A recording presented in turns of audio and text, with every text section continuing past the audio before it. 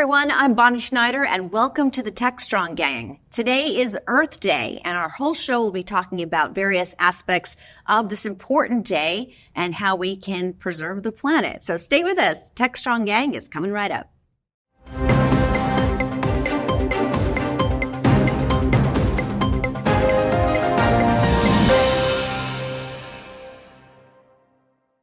Hi, welcome to the Techstrong Gang. I'm Bonnie Schneider, and today, of course, is Earth Day. So we are going to be talking about a lot of important topics related to Earth Day.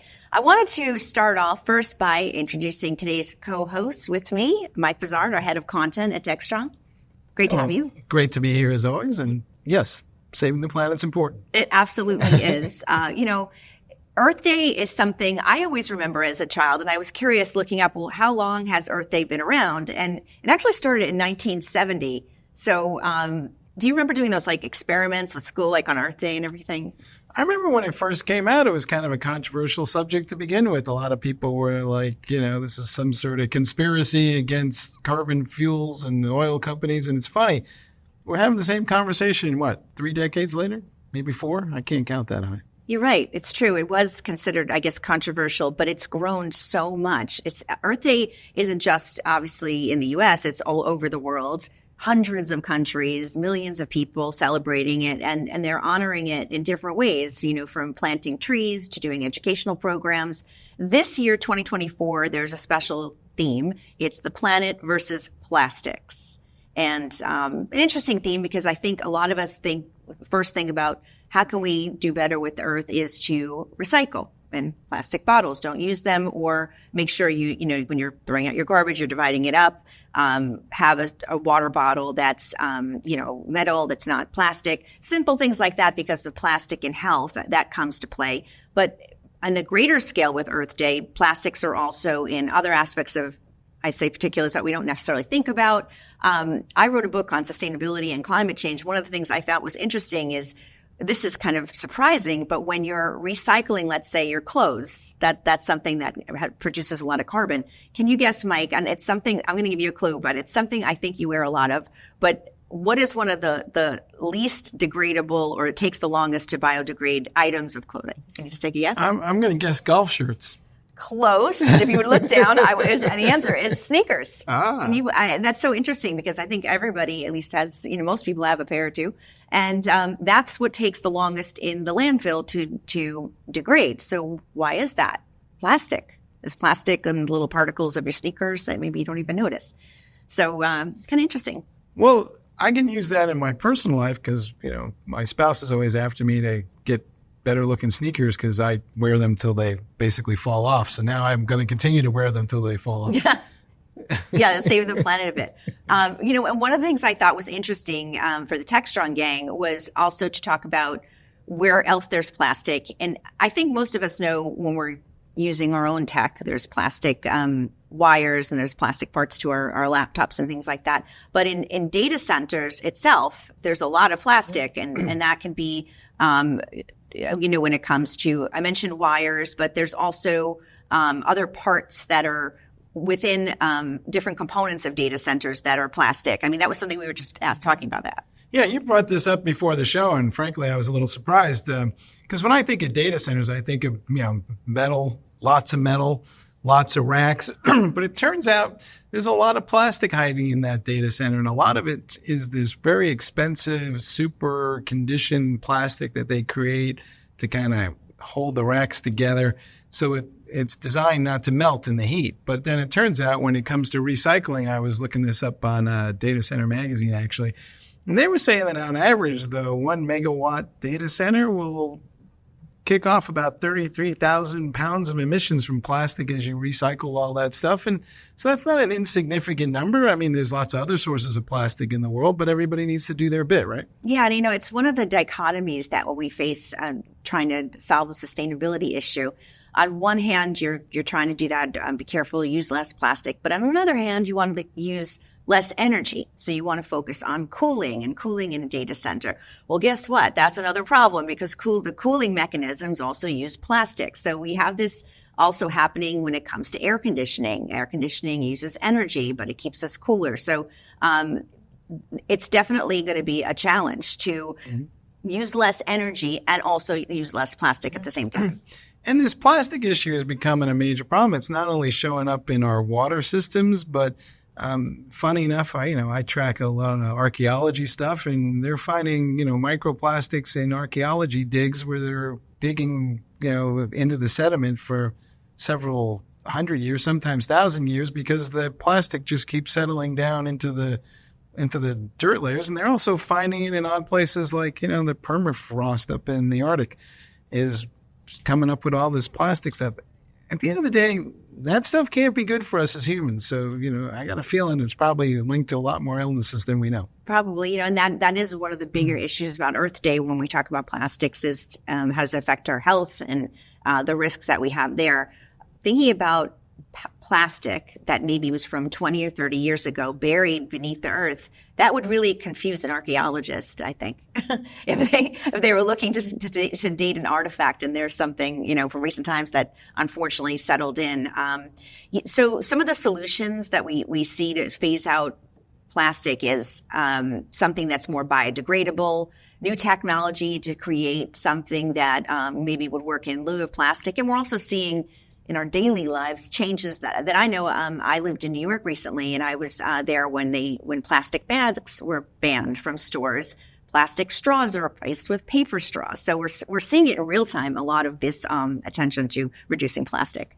Yeah, we're in my house. We use a lot of metal straws now, but I've noticed it's kind of a challenge to get that little brush in there to clean them out. So it takes you have to remember to do that. That's so true. And in fact, it seems odd. I was in, I don't know, maybe it was a gas station. I was buying something, and I saw they had plastic straws, and I was always surprised, like, oh, they still have those. And that was something that was so common as well.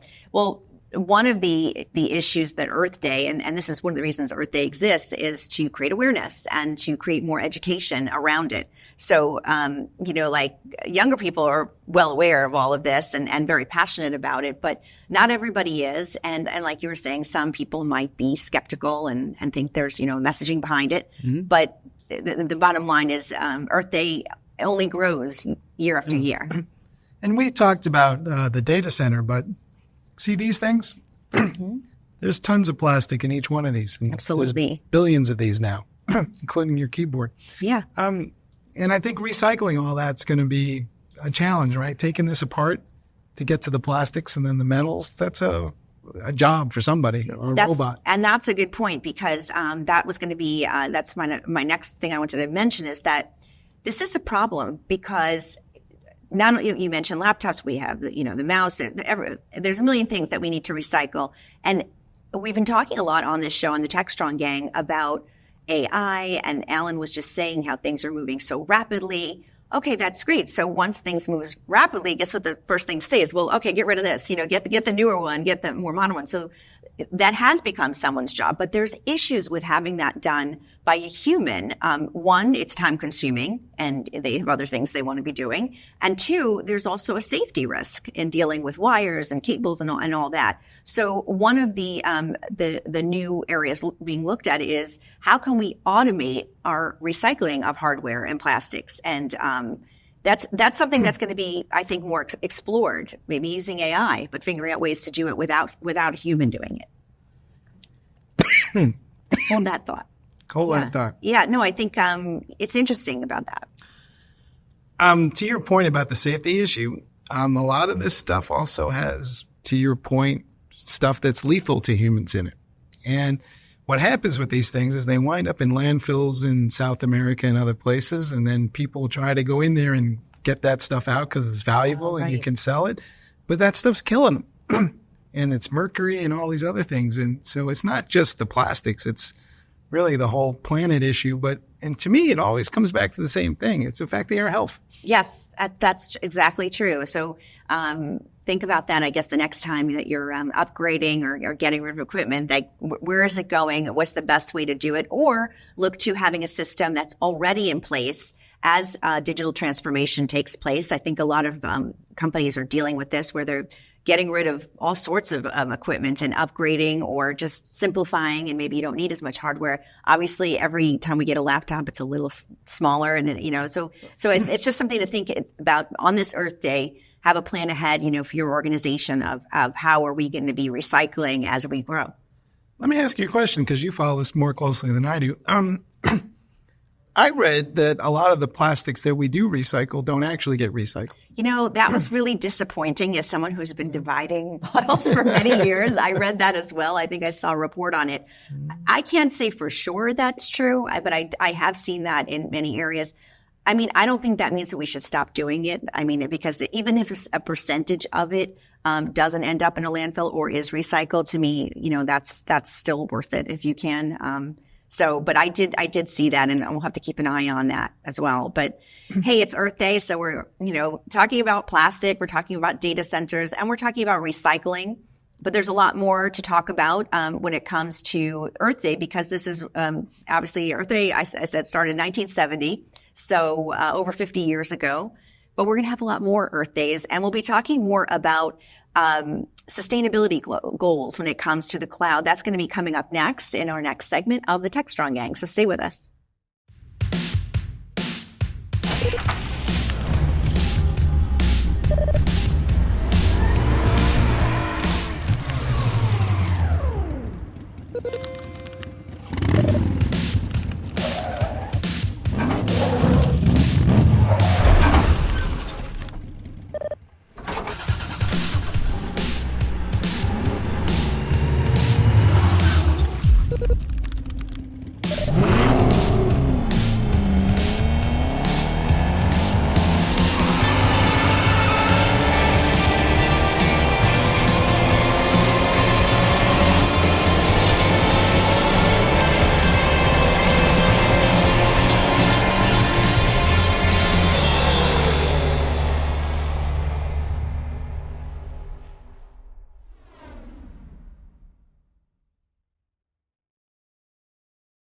Hi, everyone. Welcome back to the Techstrong Gang. I'm Bonnie Schneider, joined by Mike Vizard, and we are going to be talking about data centers and also the cloud because it's Earth Day.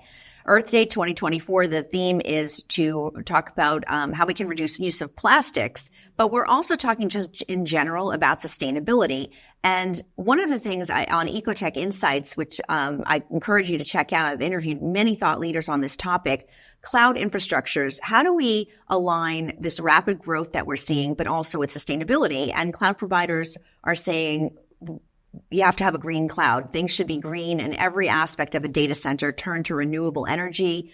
Huge corporate leaders are saying that as well and doing it and following up by that. And Mike, I know you've been seeing that in the people that you speak to as well. Yeah, you see a lot of ratings these days where the cloud service provider will say, first it will start with, we're carbon neutral, and that can be measured in a lot of ways. And sometimes I'm not quite clear that they're all measuring the same thing in the same way. But you can get a better understanding of how much carbon your software running in the cloud is actually kicking off, and then you can factor that into your metrics. And in Europe, you're kind of required to do that now because it's part of they're ahead of us on this whole conversation. But I believe that ultimately everybody who uses something in the cloud is going to generate some sort of metric, and you can see. And I always think that, people will do the right thing if they have a metric in front of them and they can track it. But otherwise, it's just kind of a theoretical construct, and you forget about it because there's nothing there to kind of look at. And I guess the old saying is, things measured or things done. But I think that needs to apply here. I think so, too. And I think in the beginning, there might be a total misconception, or maybe that people are accurate in estimating or guesstimating how much energy are we using. And some of the newer tools we covered in an interview I did with Dynatrace, their carbon impact app, where they're able to first measure and then track and then provide actionable insights. But that's one of many that we're seeing. A lot of new tools are coming out there. Maybe they are coming starting from Europe, but we're seeing them for U.S. companies as well to measure the carbon use and also to track it. And then the other side of it is when we talk about data centers that we were talking about earlier is for everything to return to be using 100% renewable energy. A lot of companies have that goal for 2040 or 2030, and there's obviously a ways to go, but it seems that you're seeing a lot of renewable energy companies partnering with data centers and data center development and cloud as well. Also, I did an interview with a company that talked about when building a data center, it was a construction company. using all sustainable materials. So I just think it goes into so many different aspects of it. Do you think we're going to achieve those goals? Because a lot of people have stated those goals, but I'm not quite clear that we're going to hit them all. I mean, what's your sense of where are we on this journey? I think that we probably will because, well, a couple different reasons. There's always, two reasons. Like you want to and you have to. Well, we'll start with you want to. You were saying, given the chance, people will do the right thing and want to do this. It's exciting to be part of something that's so new. And can we get all renewable energy? Let's try. But then do we have to? And with the regulations that are coming across globally, it makes sense. There's also an incentive. A lot of governments are providing incentives to use renewable energy. So people are getting on the bandwagon for that because, and I just see this across even just LinkedIn, writing about, hey, did you know that there's this available, there's that available? So I think it's a combination of all of those factors, but we've already reached so many goals that probably would have seemed impossible years ago. Here we are on 2024 Earth Day talking about this. So progress has been made. I think it will continue. I think one of the things that people aren't really taking into account enough here is there's a whole movement called FinOps, and FinOps is about how do I optimize my cloud costs and track that. Well, there's a direct correlation between cloud costs and how much energy is being kicked off because energy is the output of usage. So I think there's a virtuous cycle of things that can be measured here in a way that will benefit organizations to their bottom line because ultimately everybody wants to save money on their cloud spending. And the back end of that might be the derivative is, oh, by the way, and we're kicking off less carbon. I agree. And there's also, when you look at the big picture of corporate objectives and when they're putting out to their shareholders, this is what we're doing, we're responsible. This is a big part of it. So there's the saving money. This is the right thing to do. But there's also the public relations, the presentation of our company and how we're operating. Now, to be fair, on the other side of this, I've talked to some folks in the energy sector and, they're not laughing all the way to the bank, but it's pretty close. And their point of view on it is great for all the renewable stuff, but the demand for power, for compute because of AI is far exceeding anything we've had before. And they're like, the renewables can't keep up. So we're seeing more demand for energy sources that are carbon based. And so, or energy sources that we're not using or as much of like nuclear energy. I spoke to a company that specializes in that, and their demand for data centers has, I think that's why they're out there. So alternative energy for sure. And it's really like anything else where when we're in this desire to switch to renewables, there has to be that balance because you don't want people to go without heat or without cooling, and you don't want your equipment to do that either. So I think you're right. I think that the goals will be met with the reality of what's possible. I think the data centers themselves are moving, right? There used to be, and it kind of ebbs and flows, but for a while there, data centers were just, something companies built as near to their offices as they could reasonably get.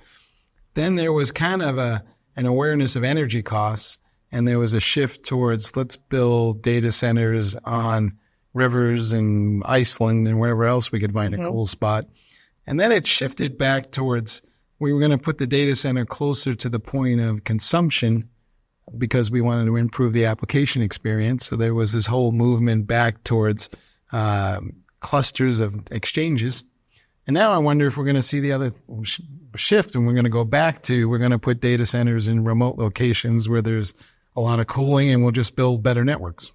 That's true, too. I mean, if there's better cooling, obviously there's going to be less of a need for cooling. But I was thinking back to what you were saying before about the demand for AI. It'll also plan on, okay, let's say we're in a situation where there's more energy than we can provide. There also has to be the way to get to deliver the energy. So for like logistically. So I think AI is going to play a role in that and delivering different ways of if you have it, especially in a data center that's an obscure location. Okay, what if there's a problem? How do we get there? How do we, that was the backup plan. I think that's what I was trying to say. I think that's part of it. I don't know. There's an old joke that says the future of the data center is one person and a dog, and the dog is there to keep him from touching anything. That's funny. I could see that. Well, it's a great topic for Earth Day 2024. We're talking about plastics and kind of switching. We're going to switch gears in our final section of this show and get you into your holiday mode. Maybe you're planning a trip this summer. Maybe it's on the sea. Well, stay tuned on the Techstrong Gang. We're going to talk more about cruise ships and some new AI innovations there next. I'm Bonnie Schneider, sustainability contributor to the Techstrong Group.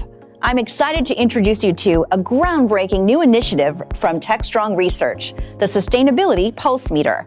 The Pulse Meter offers valuable insights into how environmental responsibility factors into tech purchasing decisions for key players in the industry. Position your company as a leader in the industry and differentiate from your competitors with the Sustainability Pulse Meter, offered exclusively from Techstrong Research.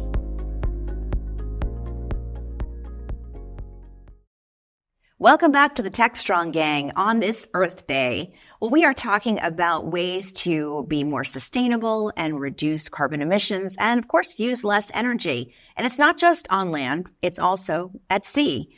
So today we're talking also about cruise ships, and Mike Vizard joins me now. And Mike, I don't know if you've ever been on a cruise. There's a lot to think about. Typically, I think most people think about food because they're constantly providing food 24 hours a day. Mm-hmm. But the people that are running these ships and obviously navigating them, they're also thinking, gosh, we're using a lot of energy. How can we reduce energy use, or at least optimize it, maybe make decisions as the cruise takes its path to use less energy? Well, AI is stepping into the forum here, and it's optimizing fuel consumption for cruise ships. And one of the ways it's doing it, which is kind of takes me back to meteorology, which is my background, using the Internet of Things to have devices. Imagine all over the cruise ship, people don't see these devices, but they're measuring different things, like I imagine the wind that they're facing, the amount of energy that they're using in different areas of the ship. I'm sure it's very, very complex, but using the Internet of Things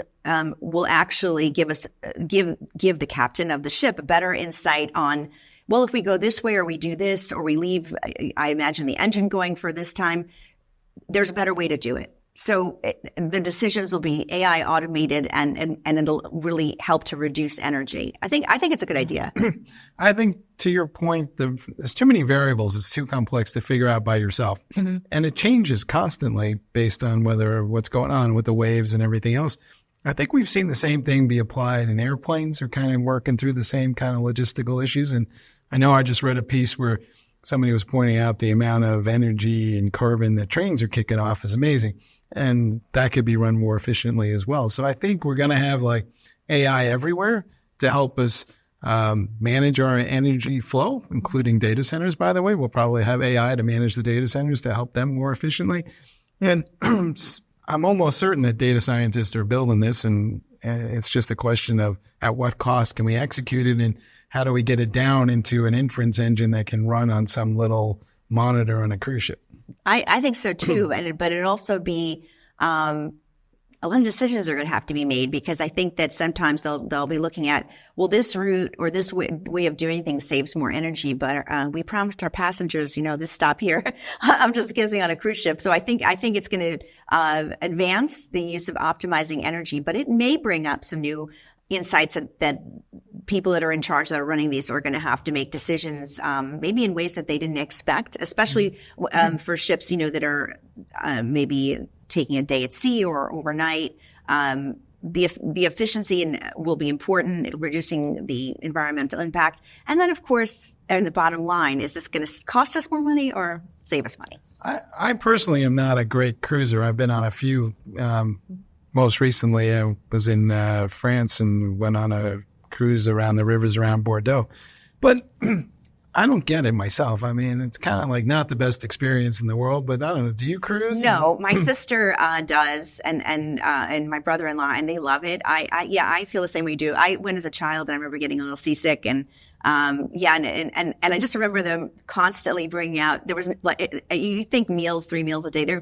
the food was just coming too much. It was like midnight buffet. Now it's the after midnight buffet, but a lot of people love it. We're here coming to you in Florida. So cruise ships are everywhere here. So they're obviously very popular. And for those that are looking to enjoy a vacation and think, well, it's, you want to think that what your activity over your vacation is sustainable. I think it also is a positive that the passengers that are on a ship where we're optimizing our use of energy. We're not wasting energy because, as we know, carbon emissions, there's a lot of misconceptions of where the biggest problem is, but it's transportation. That's where we're seeing a lot of emissions. So it makes sense. Yeah, don't get me wrong. I'm all for your God-given right to go cruising. It's fine with me. But just personally, I'm kind of not quite getting it. But I wonder, with the energy consumption of that, will people pick a cruise line based on how energy efficient it is, or is that going to be lost on, page 49 of the brochure somewhere in a footnote? I think that's a good point. Let's say they're marketing for cruises out of California. I could see that being a big selling point, for folks there that are perhaps more focused on that. So that is interesting. It could be something for marketing, and it could bring up bookings. So in the end, whoever, if there's someone saying, oh, this might cost us, maybe it'll bring in more revenue. So we'll have to see. You always like to think that these sustainable solutions won't cost, they'll actually help. Well, maybe we'll see that marketing campaign from, I don't know, Carnival Cruise Lines or somebody touting the energy efficiency of what they're doing. Yeah. Of course, it might be more efficient if they never left port in the first place. Oh, yeah, what do I know? That's true. We'll have to have their vacations. Well, great topics today, Earth Day 2024. Appreciate you joining us here on the Techstrong Gang. And it's been a great show, and I hope everyone has a great Earth Day. But I want you to please stay with us on Techstrong TV. We have terrific interviews coming up, and we look forward to seeing you next time on the Techstrong Gang.